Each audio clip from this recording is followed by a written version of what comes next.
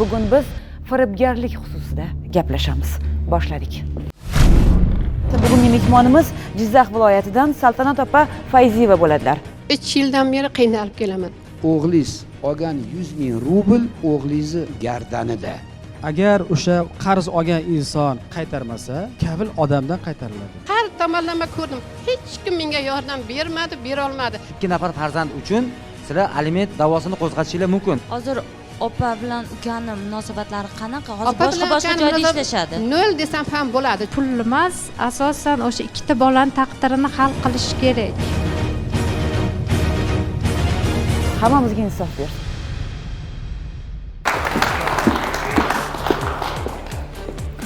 Assalomu alaykum sevimlilar.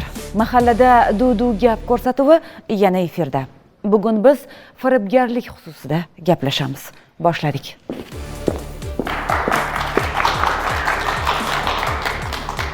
Firibgarlik u qanday ko'rinishda bo'lmasin, juda yomon illat ekanini barchamiz yaxshi bilamiz. Agar mana shu firibgar yaqinimiz, ya'ni turmush o'rtog'imiz bo'lsa-chi, unda biz kimga ishonamiz? Keling, yaxshisi qahramonimizni studiyamizga taklif etamiz va barchasini ularning o'zlaridan eshitamiz. Marhamat, bugungi mehmonimiz Jizzax viloyatidan Saltanat opa Fayziyeva bo'ladilar. Kutib olamiz. Assalomu alaykum, Saltanat opa, marhamat. Keling, voqeani hammasini avvaliga o'zingizdan eshitsak. Rahmat. Mana shu voqeaga 3 yil bo'ldi. 3 yildan beri qiynalib kelaman. Meni o'g'lim Ochilov Farruh va qizim Umina va Shahnozalar Rossiyada ular. Hozirgi kunlarda meni o'g'lim kela olmayapti. Hammasi kuyovim Sattar Feruzning dastidan bo'lib qoldi. Ular o'zi qochib kelib qo'ygan, bolalarimiz uzoqqa qolib ketgan. Shu kunlarda ikkalasining farzandi ota mehriga, ona mehriga zor bo'lib yashayapti. Samarqand viloyati Tayloq tumanida yashayotgan Sattar Feruz kuyovim Sankt-Peterburgda bo'lgan, qizim Mo'mina va Shahnozalar ham shu yoqda bo'lgan. Birgalikda oilaviy ular. Keyin meni o'g'lim ham Samaraga opachasini oldiga borganda, endi opachasini oldida turgisi kelmaganda, shu kichkina opachasini oldiga ketib qolgan. Yoqda bular bilan birga yashagan, turgan, baribir yoshlar bilan kelishgan, opachasi bilan kelisha olgan. Keyin 1 yil o'tar-o'tmas Shahnoza qizim shu yoqda chaqaloq chaladi, o'g'ilchali. Hozir 5,5 yosh Muhammad Alijon. O'shani O'zbekistonga olib kelib qo'yib ketish uchun pul kerak bo'lgan. Qizim-chi endi janjal qilgan bo'lish kerak kuyovimga. Kuyovim ish yoqmasroq edi. Chaqaloq bilan qizim ishlay olmagan. O'g'limda topgan pulni yeb ichib kvartira patentga to'lab turgan bo'lgan. 1 yilgacha o'g'limdan menga ham pul kelgani yo'q. Mayli, qizim uchun, o'g'lim uchun roziman, chunki ikkalasi ham meni farzandim. Lekin kreditga olishga kuyovim menga telefon qildi. Shu 6-7 martlar kuni edi. Ayajon iltimos, o'g'lingiz bizga yordam bersin, kafil bo'lsin, sizlar o'g'lingizga ziyon tegmaydi, bir so'mini to'lab bermaydi degan edi. Keyin Kredit olmoqchi bo'lish. Nima uchun kredit olish? Keyin o'g'limga ber telefonni dedim, bu yerda uzoqlash dedim, uzoqlashdi. Kafil bo'lmaysan bolam dedim. Opaching, seniki bo'lsa ham kafil bo'lmaysan. Sen O'zbekistonda emassan, begona yurtdasan. Men senga aytdim bolam, mendan xafa bo'lsang ham o'zing bilasan degandim. Lekin o'shanga ham qaramasdan bolam yigitlik burchini ado qilaman deb opacham, pochcham, jiyanim debdi-da yordam beribdi. Yerda 200 ming rubl olingan. Shu 200 ming rublni ichida meni o'g'lim boshida 40 ming rubl to'lab bergan. Keyin qolgani to'lab qolib ketgan. Keyin yoqdan meni bolam siquvga olgan, qo'ymagan. Bolani tashlab ketishdimi shu orada chaqaloq? O'sha pulni olgandan keyin 200 ming rubl olgandan keyin ularni oldin ham kreditga olgan ekan, 70 ming rubl qarzi bor ekan bankdan. 70 mingini bankka to'laganda qolganini ishlatgan. Lekin bu puldan meni o'g'limga bir so'm pul bermagan. Yo, tushundim. Hozir savol tug'ilyapti. Chaqaloqni olib kelib tashlab ketishdimi? Tashlashgandan keyin Samarqand viloyati Chelak shahriga Qaymikan Mavjuda opamga tashlashgan. Chunki qizimda 15 kunlik chaqalog'ida Mavjuda opam farzandi yo'q bo'lgancha shu yoqqa berganman, bolalari shu yoqda istiqomat qilyapti. Keyin qizimni ketishiga kuyovim prosentkaga pul olib, qizimni yana Moskvaga jo'natgan. Kuyovimda o'zi O'zbekistonda qolgan, bormagan.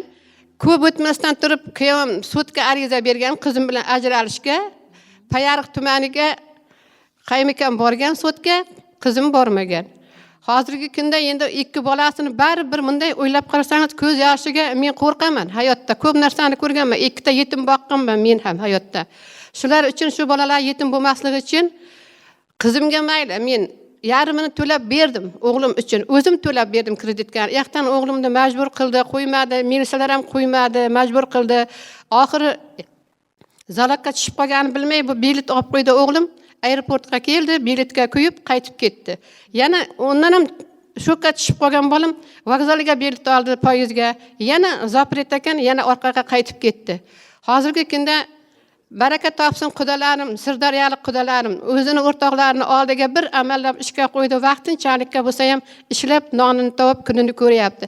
Lekin o'g'limning nomidagini biz o'g'lingiz hali ham o'sha yerda, o'sha yerda kelolmayapti. Kelolmayapti. To'lash kerak To'lash oxirigacha kerak, kreditni. oxirigacha to'lash kerak. O'g'lim o'sha yerda, o'g'limning sog'ligi ham yaxshi emas. Qizingiz ham o'sha yerdamilar? Qizim Moskvada, o'g'lim Sankt-Peterburgda. Hozirgi kunda qizim Moskvada ishlashyapti. Agar u ishlamasa, ana 2 bola bor. 2 boladan tashqari qaymakamning qo'lida oldingi bir qaynsingilchamning ham bolasi bor. Qaynsingilcham olimdan o'tgan, joyi jannatda bo'lsin. Uning ham bolasi bor. Hozir meni qizim 3 ta yigitchani boqyapti. U kuyovim xabarim olmagan. Yillar mobaynida xabarim olgan yo'q. Necha yil bo'ldi bu holatga? Bu 3 yildan beri. Lekin kuyovimda qilgan ishiga 2 yil bo'ldi. Lekin mana kreditga 3 yil bo'ldi. 2017-yil 10-martdan beri. Kuyovingiz Toshkentda ekan. Samarqanddan Toshkentda? Samarqandning Tayloq tumanida. Xo'p, Samarqandda ekan. Demak, kuyovingizni chaqirib gaplashdingizmi orada? Men noyabrda 20-21larda bordim. Taksi kira qildim, mahalla Bog'zon mahallasiga bordim, kuyovimning yurtiga. Erda uchastka noziri Zikr ukam keldi, mahalla raisi keldi, kotibi bor ekan. Sheda kotibi aytdi, "Ha, Firuz dedi, oq Lacetti haydab to'ylarga chiqib yuribdi" dedi. "Ha, o'sha Lacetti ham meni qizimni puliga olingan Lacetti. Mayli, buyursin" dedim. Keyin mahallasini oldiga keldim. Shunday qog'ozlar ko'rsatdim, arizalarimni berdim u kishiga. Berganimdan keyin mahalla raisiga rahmat ekan. Bu opa to'g'ri ma'noda kelibdi. Odamiylik nimasi bor ekan, onalik burchi bor ekan, uyga boraylik, uchrashtiraylik qudalarimni deganda noziri meni uchrashtirmadi. Yo'q dedi, bormaydi, janjal qiladi dedi. Men aytdim, men janjal qilishga kelganim yo'q. Hali u qudalarim bilan bir dasturxonda bir yaxshi o'tirib qudandi bo'lganim yo'q. Chunki men bor yo'g'i men uyimga bir martaga chaqirganman qudalarimni o'g'limni to'yida. Osh yedirib to'nlarini kiydirganman ki yaqinda o'sha qudam meni tanimayman deb aytdi ichki ishlarga. Xo'p, hozir 3 yildan beri kuyovingiz shu yerda, to'g'rimi? 2 yildan 2 yildan beri shu yerda. Hozir ayoli yonida yo'q, farzandlarini borib ko'rmayapti deyapsiz, to'g'rimi? To'g'ri. Hozir bu yerga kelishingizdan maqsad? Bu yerga kelishimdan maqsad shu Sankt-Peterdagi o'g'limning yo'llarini ochib bersa, shu kuyovim tezroq qarzini to'lab bersa, menga kerakli tashkilotlar yordam bersa, mana qizining ota-onasini mehriga zor qilmasam, qo'lidan kelsa agar kuyovim uylanmagan bo'lsa, qizim Shohnazani chaqirib 2 bolasi bilan baxtli yashashini xohlayman. Undan boshqa orzu havasim yo'q meni. Sizga qay darajada yordam bera olamiz yoki yo'q, buni hozir kelgan ekspertlarimizga yuzlanamiz, lekin undan avval kuyovingiz Feruz Sattorov bilan telefon orqali suhbatlashilgan. Bu gapni birinchi marta eshitayotganim yo'q. Avvalasi kredit masalasida telefon bo'lgan bo'lsa, men ayolim tashlab kelgan joyim ham yo'q. Men u kredit masalasi bo'yicha kelib ketganimga men birga kelganman, birga. Undan keyin u ketaman degandan keyin men uni jo'natganman. U qaytib ketgandan keyin bizlar o'zaro kelisha olmaganimizdan keyin bizlar ajrim qilganmiz. Bu hech qanaqa kredit bilan ayolim bilan bo'layotgan masala emas. Uni o'g'li o'sha yerga men bilan orqa kelgandan keyin o'g'li qaytib borgan. O'sha kredit masalasi bo'yicha adashmasam, uni o'sha yerga hozir ushlab o'tiribdi, u kela olmayapti ekan. U pulni o'g'liga ishlatganman. Dokument qilib berganman, uyiga pul jo'natganman, yeb ichishiga qilib berganman. Yotoq joyini to'laganman. Ikkalamiz zotimizga. 2 kishi bir-biriga kafil bo'lgan. Ikkalamiz bo'ynimizga bo'lgan. Hech kim yopgan yo'q. Qolgan. Shahnoza Mo'minova o'zini xohishi bilan Moskvada edi. Sankt-Peterburgda edi, Sankt-Peterburgdan Moskvaga. U ayolda umuman bu kredit masalasi bo'yicha hech qanaqa aloqasi yo'q. 2018-yil 26-yanvar kuni men Rossiyadan aeroportdan o'zim shundan uchib keldim. Meni o'tkazib yuborishgan, hech qanaqa ushlab ham qolishgan yo'q, boshqa ham qilishgan yo'q. Men aytdim, sen zapret bo'lding, o'sha tunnelsida ham sen hech qayerga keta olmaysan, men seni boshqa qila olmaysan. Ha, xo'p dedim. Biletni olib tekshirdim, men zapretni bormen chiqib ketishim yo'q, hech qanaqa narsa yo'q. Men o'sha yerdan biletni olib aeroportdan uchib kelganman. Mana ikkinchi tomonni ham eshitdik. Hozir kuyovingizni aytishlaricha, hozir eshitdik-ku auditasmani.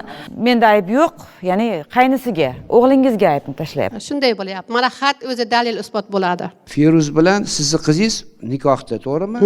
Rasmiy. Ha. Demak, 100 ming oilada o'rtada bo'linishi kerak. Shunday.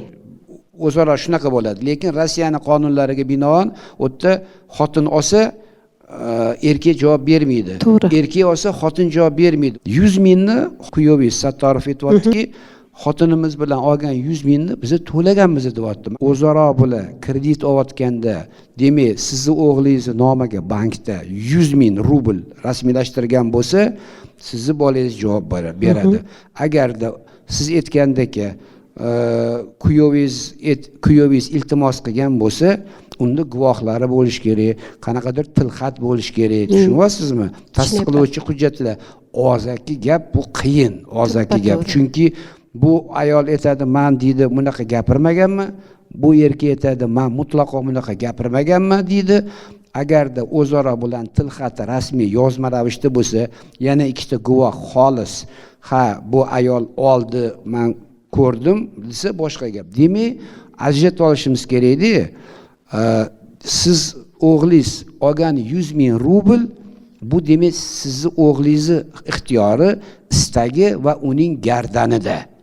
Agarda o'g'lingiz aytyapti, siz o'g'lingizni nomidan gapiryapsiz. Agar pochchasi buni 200 ming olaylik deganda, nima sababdan unda pochcha bilan opasi 200 ni o'zini nomiga olmagan? Yo'q, bu yerda qonunda ana unaqa, mana bunaqa degan gap mutlaqo yo'q. Faqat rasmiy ketadi. Agarda qizingiz bilan pochchasi o'zi nomiga olganda boshqa gap. Bunda bu kafil bo'lardi o'g'lingiz. Agar meni siz opam va pochcham to'la olmasa 200 ming rublni men to'layman, kafilman deb 3-shaxs bo'lib anaqada kreditni shartnomada imzo chekiladi. $900 jo'natganman deyaptimi? Men jo'natdim. Yo'q. Men jo'natdim. O'zbekistonda men yopdim kreditkasini o'g'limnikida. Bu yigit aytyaptiki, "Men deydi, yopdim" deyapti-yu. Kuyovingiz, qizingiz bilan. Kuyovim bilan qizim olgan yo'q kreditka. O'g'lim bilan kuyovim oldi. Qizimning o'zi alohida olgan kreditkasi yopilmay qolgan. O'g'lim bilan kuyovimda olgan kreditkadan qizimning kreditkasi yopilgan. Shuning uchun qizim kuyovimga yordam bera olmagan ikkinchi olishida. Demak, kredit ikkita olingan. Birinchi qizim bilan kuyovim olgan, birinchisini, keyin u 70 ming rubl yopilmay qolgan. Pul kerak bo'lgani uchun o'g'limni kuyovim nomida bo'lmagan kreditka o'g'lim bilan kuyovim 200 ming yana olgan.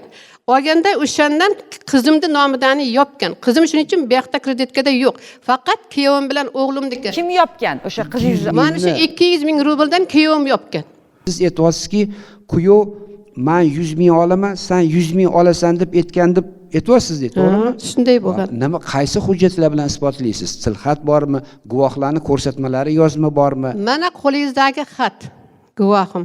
Rossiyadan menga mahallaga kelgan, mana shuni may oyida kelgan. Rossiyaning xati, bankning xati o'sha. Hozir advokatimiz ishni yana ham chuqurroq o'rganib chiqadilar. Bu yerda jamoatchilik vakillari, deputatlarimiz, psixologlarimiz, hammalari, jurnalistlarimiz o'tirishibdi. Keling, birin-ketin navbatni Doniyor aka mana sizga bersak. 100 mingdan bo'lib olinganmi? Shuni ham bilib oling. Yo bitta o'g'lingizni o'zining nomiga 200 ming chiqarib faqat 100 mingni bo'lib turishganmi bular? Yo'q, ikkalasi bitta qilib olgan. Bitta 200 ming yaxli chiqargan. Kuyovim olgan 200 mingni o'g'limni kafil qilgan to'lka. Menga telefon qildi. "Ayajon, o'g'lingizga ziyonim tegmaydi, bir so'm pul to'lamaydi, biron nima tegdirmayman. Faqat menga o'g'lingiz kafil bo'lsin" dedi. Bankdan telefon qilganda men aytdim, "Meni unday bolam yo'q. Pul jo'natmagandan keyin men bolam yo'q. Bermanglar" deb aytganman. Demak, hozir men tushundim. Pul kuyovning nomiga rasmiylashtirilgan. To'g'rimi? Ikkalasini ham nomida, kafilni ham nomida, kuyovning ikkovi bitta. Xo'p, ana bo'lmasa qanaqa qilib chiqib ketgan bo'ladi kuyovingiz? Agar nomida zapret bo'lgan bo'lsa, ikkalasi ham Rossiyada zapret degan narsa qilmagan, Rossiyada bo'lgani uchun ishongan. Keyin o'shangan o'rtada bir o'g'lim nima dokument tugab qolganda O'zbekistonga kelib, O'g'illari ham kelib ketgan, aytdi-ku hozir. Kuyovim kelgan, ketmagan. 2 nafar farzand uchun sizlar aliment da'vosini qo'zg'atishingiz mumkin. Kuyovga nisbatan u ishlamaydi, ishlaydi degan masala uni muammosi bo'ladi. Sizlar hozir shu ikkita farzand uchun voyaga yetmagan farzandlariga aliment undirasizlar. Bu birinchi jihat. Agar ishlasa oyligidan foizini olib beradi. Agar ishlamagan taqdirda o'sha hududni o'zining miqdorlari bor. O'sha miqdordan har bir farzand uchun alohida aliment undiriladi. Bu masala ham bor. onasi Rossiyada ishlab yurgan bo'lishidan qat'iy nazar, agar hozir farzandlar otani qaramog'ida bo'lib, ona Rossiyada yoki boshqa davlatda yurganda, xotinim bolalarini tashlab ketib qoldi degan da'vo bilan aliment qo'zg'atadigan erkaklar bor. Kelganda uni pulini undirib olish uchun. Mana shu masala ham hozir masalan men muhokama qilib turgan joylarimda bor-da. Sizlar hozir o'zingizlar farzandlar uchun har nima bo'ladi deb ham, otami tug'dirganmi, o'shani alimentini olish da'vosiga egasizlar. Shunda qo'limdagi hujjatga qarab o'rganib chiqdim. Baybol degan Firma. jamiyati bularga iste'mol kreditini bergan. Bu yerda demak kreditorni anaqasi da'vosi ikkita shaxsga qaratilgan. O'zbekiston fuqarosi. Birinchisi Ochilov Farruh Norboy o'g'li, ikkinchisi Sattorov Feruz Akramovichga qaratilgan. To'ppa-to'g'ri. Solidar tarzda degani, demak, Shunday. bular bitta kredit shartnomasi asosida bitta mablag' summani olishgan. Kreditorni oldida, qarz beruvchini oldida qarzdor ikkalasi teppa-teng, solidar degani, teppa-teng degani javobgar, ya'ni qaytarib berish kerak qarzdor. Kreditni asosiy summasi bo'ladi, keyin kreditni o'z vaqtida to'lamaganligi sababli uni peniyalari bo'ladi, har kuniga va o'sha hammasi hisobga olinib raqam chiqarilgan. Demak, bu yerda Sattorov Farruh olgan va Sattorov Feruz. Feruz va Ochilov Farruh olgan. Ikkalasi. Demak, ikkalasi solidar. Bir-biriga kafil bo'lmagan. Endi nima maslahat berasiz? Hozir bu yerda nima qilish mumkin? Hozir bu qahramonimiz bu yerda kreditor qarz berganini summasini birlashtirib, ikkita O'zbekiston fuqarosiga bo'lib bergan solidar. Xohlasang san to'lagin deyapti, farqi yo'q deyapti. Xohlasang san o'zaro kelishib. shunaqa deyapti va ularning qo'lida bularni farzandlari turibdi-da, bu kuyov bo'lgan. Hozir vaqt paytda Sattorov qo'lida hech qanaqa dalil isbot yo'q. Hattoki pul jo'natgan. Chunki Jizzax viloyatining ichki ishlar bo'limiga meni chaqirtirdi. Shu yerda meni oldimda o'shalar bilan gaplashgan paytda men otasi men jo'natib berganman dedi. Qancha dedi? $400 jo'natganman dedi. Unday bo'lsa dalil isbotingiz bormi? Kutdansanmi yo chekdan chiqargan qog'ozingiz u narsam yo'q dedi. O'g'limda to'lagan pullarning kvitansiyalarni hammasi Kelim Xursonayda turibdi. Hammasi, bittasini yo'qotganimiz yo'q. Birinchidan kredit shartnomasini olish kerak. Kredit shartnomada hamma narsa shartlari, bu bitta odam to'la olmasa, Sattorov to'la olmasa, Ochilov, hammasi ko'rsatilgan. O'sha kredit shartnomasini birinchi navbatda qo'lga olib, uni o'rganib, keyin hukm chiqarish mumkin. Yana bitta savol bermoqchi edim. Marhamat. Agar faqat cheklov o'g'lingizga qo'yilgan bo'lsa, nima uchun qizingiz qaytishga harakat qilmayaptilar? Hozir qizim qaytsa, aytdim-ku, hozir shu qaymakamning qo'lida 3 ta farzand bor. Hozir opa bilan ukani munosabatlari qanaqa? Hozir Opa bilan ukani munosabat 0 desam ham bo'ladi. Chunki biz telefon qilib shaqmas qizim, aynan seni ukang-ku, shu sen uchun, bolang uchun, ering, ichalang uchun yordam berdi-ku dedim. Bu gapni ayta olmayman, bir qo'pol gapni aytdi. Men shetib to'lashim shartmi sizga dedi. Men yordam bera olmayman dedi. Dedidan Sankt-Peterburgdan qochib Moskvaga kelib qo'ydi. Hozirgi kunda Moskvada ishlayapti. Keyin o'rtada yaqinda bir xat yozgan ekan o'g'limga, Farruh, sen bahorda qaytasan, mayli men to'layman debdi. Keyin men aytdim, to'xtayinlar dedim. Pochchang seni podvat qildi. Opachang ham bari podvat qilib qo'yish mumkin senga. Oldin so'rab ko'r dedim. Opacha, hozir ozginasini ber, to'lab turay. Keyin men senga ishonay deb bitta xat yozib ko'rchi dedim. Yozgan ekan, bir ikkita qo'pol gapni aytibdi. Ayajon, qo'ying dedi. Uni bezovta qilmaylik dedi. Yigit boshimda egmangda dedi. O'zimiz harakat qilaylik mayli. Topsam men ham to'lay dedi. Men sizni qiynab qo'ydim, kechiring dedi. Navbatni hozir avj tasmaga beramiz. Ya'ni kim sizning o'g'lingiz Ochilov Farruhbek bilan gaplashilgan avj tasma. Marhamat. Bizda pochcham bilan kredit olganmiz. Unda opchamni hech qanaqa aloqasi yo'q u kreditda. Prosta endi o'rtaga qo'shildi u. Men olmayman degan joyimda opcham o'rtaga qo'shilib, ehtiyojlilarim uchun yordam qilganiga yordam qildim. Keyin bankdan 200 ming kredit oldik, 100 mingdan. Pochcham 100 ming, men nomimga 100 ming. O'zim to'layman dedi. Men unda aldab ketishni bilganim emas-da, hadeb endi baribir jigarim opcham aytganda yordam qildim. Boshida 2 oy to'ladi. 50 ming to'ladi-da, keyin qochib ketdi ikkalasi. Hech kimga xabar bermasdan pochcham opcham qochdi qayergadir. Keyin bank meni ushladi, keyin sen to'laysan dedi. Pochchamni qidirib topdik. Aytdiki bank, agar dedi pochchangizni solib bersangiz siz to'lamaysiz, sizni tinch qo'yamiz dedi.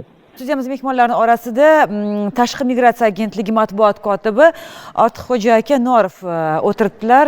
Marhamat, endi siz izoh bersangiz. Juda ham ko'p xorijda ishlab yurgan fuqarolar bilan ishlaymiz. Juda ham ko'p muammolarga guvoh bo'lamiz. Hozir mana kecha ko'rsatuv ijodkorlari ham bu haqida ma'lumot bizga berishgan edi. Bo'yicha biz imkoniyat darajasida o'rganishga harakat qildik. O'zi pul uchun ketyapti, begona insonlar emas. Yana yurgan paytida yana pul muammo bo'layapti. Shu muammo orqasidan yana boshqa muammolar kelib chiqyapti. Hozir endi ularning ishtiroksiz go'yoki betaraf odamlar qanaqadir muammoga yechim topishga harakat qilishyapti.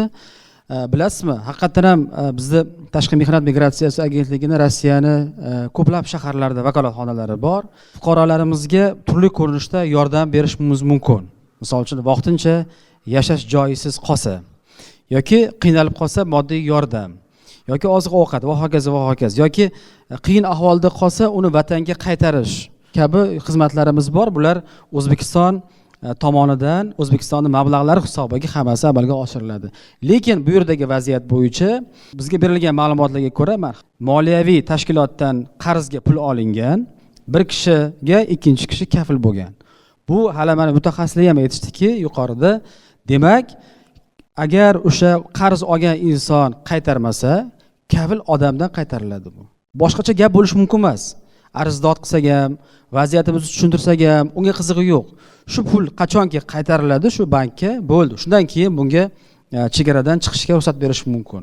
Boshqa yechimi yo'q bu narsani. Shuni harakatini qilish kerak. Og'zaki aytilgan gaplar chuqurroq tekshirilsa, aslida vaziyat boshqacha olib chiqadi. Haqiqatan ham biz muammoni hozir yechimiga yaqinroq yondashmoqchi bo'lsak, hujjatlarni bersangiz, biz borib vakolatxonalarimiz orqali haqiqatan vaziyatni o'rgansak, haqiqatan ham vaziyat qanaqa bo'lishiga qarab biz yechimini sizga yo tavsiya qilishimiz mumkin yoki vakolat doirasida shu muammoni bir qismiga qanaqadir yordam berishimiz mumkin. Baribir hujjat, asli vaziyat boshqacha bo'lsa, bu chuqurroq o'rganib chiqib, albatta yana ular bilan ishlaysiz, to'g'rimi? Rahmat kattakon. Mana bu mavzu barchamizni bugungi kunda e'tiborimizni juda jiddiy qaratadigan mavzulardan biriga aylanyapti. Chunki yil sayin oilaviy ajrimlarning ko'payishi, oiladagi kelishmovchiliklarni jiddiy tus olishligi bu jamiyatga bevosita o'zini zararini beradi. Oila qurish Allohning amrini bajarishlaridan biri bo'ladi. Chunki Allohning amrini bajo keltirish bo'ladi. Shuning uchun bu muqaddas dargohda muqaddas dargoh ahli bo'lgan er ham, uning ahli bo'lgan ayol ham o'rni, maqomi muqaddasdir. Erning oiladagi o'rni, ayolning oiladagi o'rni, erning vazifalari, burchlari, ayolning vazifalari, erning ustidagi ayolining haqlari, ayolning ustidagi erining haqlari, majburiyatlari, mana bu masalalarni daqiq o'rinlarigacha ta'limini berib qo'ygan. Singlimizni o'zi ham katta xato qilgan bu kishi. Bizning O'zbekistonimizdek joy hech yerda yo'q. Biz 40-yillarda o't yeganmiz, o't. Lekin nima edi? Rossiyaga yoki boshqa yerga qir haklab miraqa o'tmaganmiz. Shuning uchun bolalarni tarbiya qilganda nima edi? Vatanga sodiq, yurtga sodiq, xalqiga, og'aynilarga sodiq qilib tarbiyalash kerak. Boshqa yerda haligdag'in 100 mingdan ko'ra o'zimizni nima edi? 5 mingimiz 1000 marta afzal deb bila-bila. Rahmat katta. Mana shunaqangi holatlarda bizga yordam beradigan inson psixologimiz bo'ladilar. Xulkar shu yerdalar. Marhamat Xulkar. Hozir kredit mavzusi bo'yicha asosiy muammoni kredit deb aytayotdilar, lekin aslida kreditku to'lanib ketadi. Chunki o'g'lingiz 28 yoshda ekanlar, ular ishlab, mayli bu vaziyat ularga dars bo'ldi. Bitta katta dars, ham huquqiy bilimlari yetishmagani ham ularga bu vaziyatdan kerakli xulosani chiqarib, lekin ularni hech kim majbur qilmagan, o'g'illarni o'z xohishlari bilan rozi bo'lganlar kreditga. Mas'uliyat oldilarmi? Endi oxirigacha to'lab, lekin pul topiladi, kredit yopilib ketadi. Lekin men o'ylashim bo'yicha bu yerda asosiy muammo kredit emas, ikkita farzand, ikkita nevaralarni taqdiri, ular o'zini ota-onani mehrisiz, ota-onani ko'rmasdan katta bo'lishayotgani, o'zini ota-onasini tanimasdan, ota-ona mehriga muhtoj bo'lib yashayotgani muammo qilib olib chiqish kerak deb o'ylayman. Chunki asosiy muammo shu. Chunki pul topiladi, u kredit ham yopilib ketadi. Yana bu yerda opa ukani o'rtasida mehr muhabbat yo'q, ona bilan qiz o'rtasida ham mehr yo'q. Hozir o'zini ukasi bilan mehr yo'q-da o'rtada, farzandiga ham xuddi shu narsani farzandiga mehr yo'q. Shu narsa davom etib kelyapti. Biz bir-birimizni aldashimiz mumkin azizlar. Do'stimizni, qo'shnimizni, qarindoshimizni, lekin kechirasiz, bizni yaratgan zotni hech qachon aldolmaymiz. Va qayerdadir, qachondir xato qilgan bo'lsak yoki kimnidir aldab, uni moliga xiyonat qilgan bo'lsak, albatta bu narsani ertaga javobini qaytaramiz. Hammamizga insof bersin. Bugun aytmoqchi bo'lganlarimiz mana shular. Yana uchrashamiz.